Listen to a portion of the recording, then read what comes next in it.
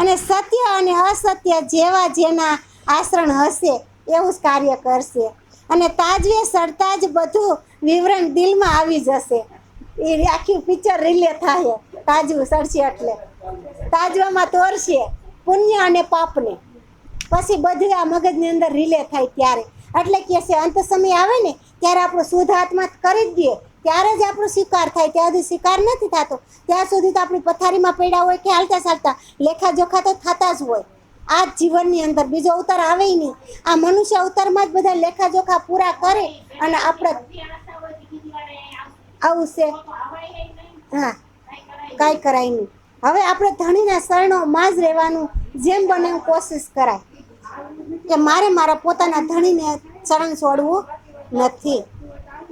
કે વતન અંકુર બિના ઈત દુની કરે છે બલ, કે મુક્ત સુખ ઇન હોયસી પર પાવે ન ધામ નેસલ. કે પરમધામના સંબંધ વિના આ દુનિયા અનેક પ્રયત્નો કરવા છતાં પણ કેવલ મુક્તિ સ્થાનો બહિંસોનું સુખ જ પ્રાપ્ત કરી શકે છે, પરંતુ અખંડ ધામ પરમધામ પ્રાપ્ત થઈ શકતું નથી. કહેશે કે પરમધામના સંબંધ વિના આ દુનિયામાં અનેક પ્રયત્નો કરો તો કે પરમધામનું સુખ પ્રાપ્ત થતું નથી. પણ આપણે તો માયામાં જ સુખ પ્રાપ્ત જોતું છે. તો માયામાં તો કોઈ સુખ છે નહીં, એમાં તો માયામાં પ્રેમ નથી. તો આપણે પ્રેમ તો ધામધણી આપે, બીજો કોઈ પ્રેમ આપતો નથી. સ્વયં શ્રી કૃષ્ણ પરમાત્મા આપણને રાજ્ય મહારાજ પ્રેમ આપી રહ્યા છે. એ પ્રેમને લૂંટો ને, આપણે કામ માયાને જીવનમાં લૂંટવું જોઈએ. અને માયાનો પ્રેમ તો ક્ષણ માત્રનો, એ તો તરત આપણને ધક્કો મારી દે. આ જ દીકરી છે આજે ખોરામાં બેઠી છે, કાલે મોટી થાય આપણે ખોરામાં બેહાડશું?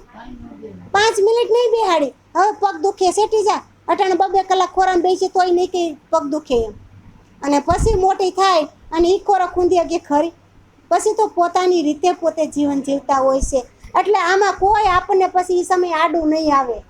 જીવ માર્યો તોય ભલે ને, શિવ માર્યો તોય ભલે ને, ઈશ્વર માર્યો તોય ભલે, પછી જેમાં રહેવું હોય તેમાં, કે બ્રહ્મ બનો તોય ભલે. પછી કોઈ ભ્રમ આડું આવે નહીં તો બ્રહ્મ બની શકે. ભ્રમ આડું આવે તો પછી આપણે બ્રહ્મ બની શકતા નથી. કહેશે અને અટાણે તો હાલતા બ્રહ્મ આડા આવી જાય. મોટા મોટા મહાન સંત છે ને એ અટવાઈ જાય છે. પછી આપણે તો સંસારમાં રહીને ભક્તિ કરી છે તો ક્યારે અને અટવાઈ એનું કાંઈ નક્કી હોય નહીં. કહેશે પણ ધણીને કહેવું કે ધણી સત્ય માર્ગ તો તમે બતાવો. આ બધું ધણીને કહેવાનું. બધું રોતા જાય, હસતા જાય, ખેલતા જાય, ધણીને કહેતા જાય. કે દુઃખ આવે ને તો ધણીને કહી કે ધણી અમે અભાગ્યા સહી, અમે પાપી સહી. આ પાપીને દુઃખ સિવાય બીજું હોય નહીં. કારણ કે અમે કઈ પુણ્ય કર્યા જ નથી. વધારે કે આ પાપી આત્માને આજે મને પોતાની એમ આશ્રય થાય છે કે આ પાપી આત્માને શ્રી કૃષ્ણ પરમાત્માએ બાવળું પકડ્યું. એટલે કેવું કહેવાય, આપણે કોઈ એવા ધર્મી નહોતા અને પ્રભુને ક્યારેય ઓળખતા નહોતા, અને છતાંય પ્રભુએ આપણું બાવડું કેવી રીતે પકડી લીધું વિચાર તો કર. હું તો કહું પ્રભુને કે હજી હું પાપી, તે મને આ પાપીને બાવડું પકડ્યું કે મેં કેટલા પાપ કર્યા છે અને કેટલા જન્મના આ મારા પુણ્ય ભેગા થયા છે એ તો તમને ખબર છે. મને તો કાંઈ ખબર નથી કે તમે આવ્યા અમારી પાસે એ ખબર છે. તોય હજી અમે તમને સત્ય રીતે ભજી સહી કે નથી ભજતા એ અમને ખબર નથી. આ તો તમે જે કાર્ય કરાવો એ અમે કરી, બાકી અમારાથી કાંઈ થતું નથી. કે આયે હે અનુભવ લેકે, જો અનુભવ લઈને આવ્યા છે. કહે છે કે ચોપી સે દિયે પટકાયે, કે ધની દયા અંકુર બિના તીન સત સુખ લિયો ન જાય.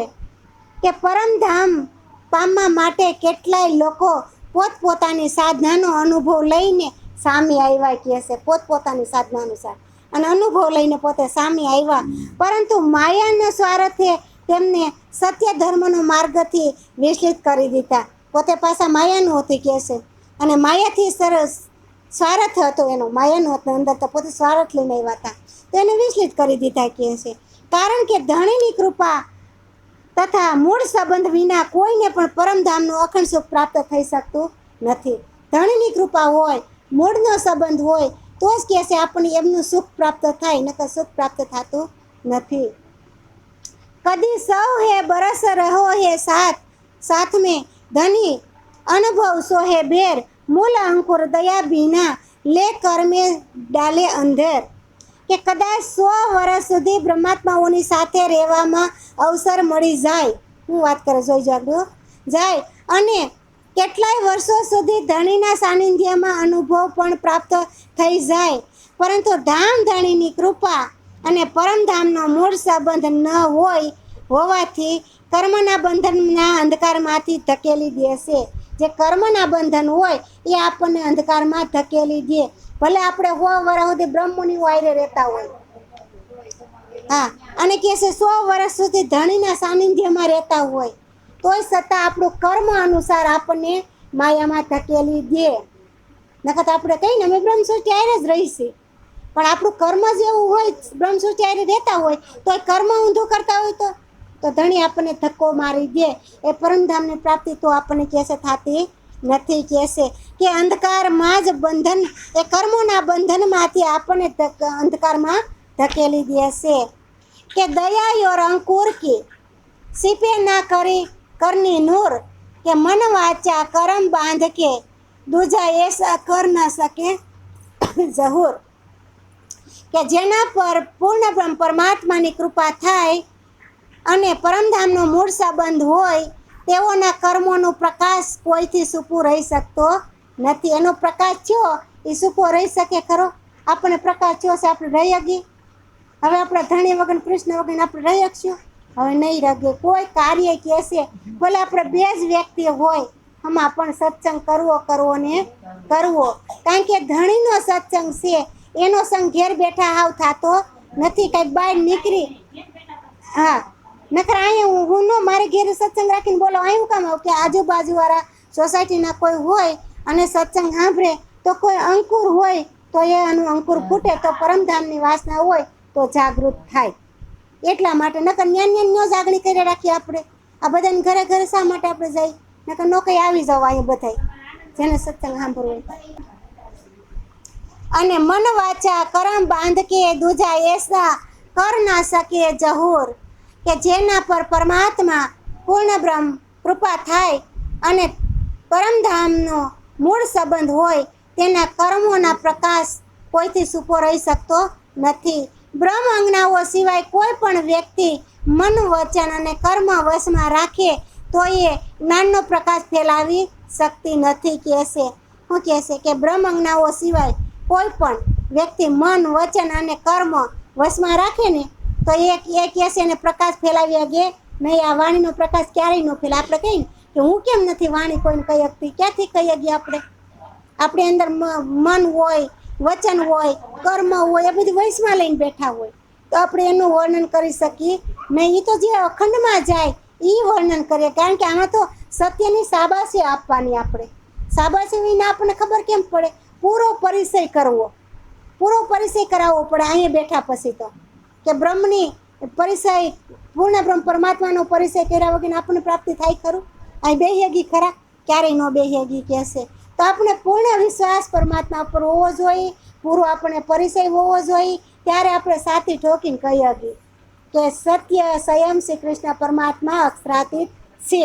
આવું આપણે કહી શકીએ. કહેશે કે મહામત કહે 3 વાસ્તે એ તીનો સે હે શામિલ અને કરની કૃપા અંકુર વાક્ય સીપેના અમલ. કે મહામતી કહે છે કે આ 3 સૃષ્ટિની ઓળખાણ, આ 3 સૃષ્ટિની આપણે ઓળખાણ કરાવી માટે વ્યક્તિના કર્મ પરમાત્માની કૃપા મૂળ વતનનો સંબંધ, આ 3 વાતો અનિવાર્ય છે. કહેશે હવે કહેશે કે વ્યક્તિનું જેવું કર્મ, જેવી પરમાત્માની કૃપા હોય, એવું જેનું મૂળ વતન હોય, જેવો સંબંધ, આ પ્રમાણે 3ની વાતો અનિવાર્ય છે. આ 3ને પોતાના આશ્રય અનુસાર પ્રાપ્ત થનાર પરિણામ છૂપું રહી શકતું નથી. કે જીવ સૃષ્ટિ હોય એ ઓળખાઈ જાય, ઈશ્વર સૃષ્ટિ હોય એ ઓળખાઈ જાય, અને બ્રહ્મ સૃષ્ટિ હોય એ ઓળખાઈ જાય એના કર્મ અનુસાર. પોતે કેવું કર્મ કરે છે એ પોતાના કર્મ અનુસાર હવે ઓળખાઈ જાય.